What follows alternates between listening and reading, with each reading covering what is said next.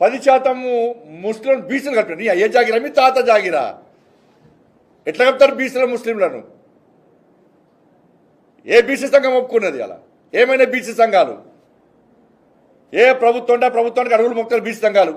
ఇలా బీసీలకు అన్యాయం చేస్తున్నారు. ఏ ఒక్క బీసీ సంఘం మాడతలేదు.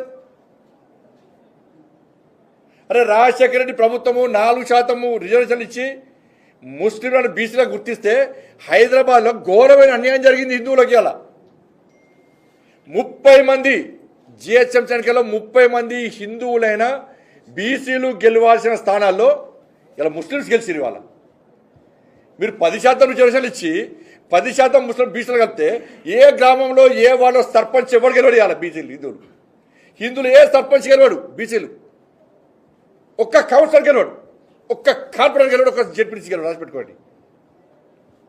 అయిపోయి ఓట్లు ఒక్కదికి వేసుకుంటారు వాళ్ళు. ఈ బీసీల బతికేంది? అలా హిందువుల బతికేంది తెలంగాణ రాష్ట్రంలో. బిచ్చ బతుక అదేమన్నా హిందువులది అడకదిరన్నా మిమ్మల్ని ఏమన్నా? ఎంఐ పార్టీ ఒత్తిడికి తలొగ్గియాలా? హిందువుల మనోబలు దెబ్బతీసి ఏందన్న జాతి? అరే మేము బొట్టు పెట్టుకుంటాం, మాకు గోత్రం ఉంటుంది, జన్మనామం ఉంటుంది, జన్మ నక్షత్రం ఉంటుంది, మేము ముల్దారం కట్టుకుంటాం, మా జాతిది. ఒక జాతికి ఇంకో జాతికి తేడా ఏందో గ్రహిస్తలేదు ప్రభుత్వం, కాంగ్రెస్ పార్టీ ప్రభుత్వం. కేవలం ముస్లిం మైనార్టీల ఓటు బ్యాంక్ ద్వారా గెలవాలనుకుంటున్నది మన ప్రభుత్వం స్థానిక సంస్థల ఎన్నికల్లో. ఏమనే బీసీ సంఘాలకు అర్థం కాలే.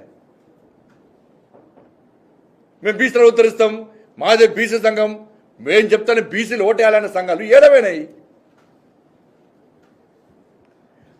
46% ప్రభుత్వం తీసుకొస్తే ఇలా అగ్రవర్ణాలు ఉన్న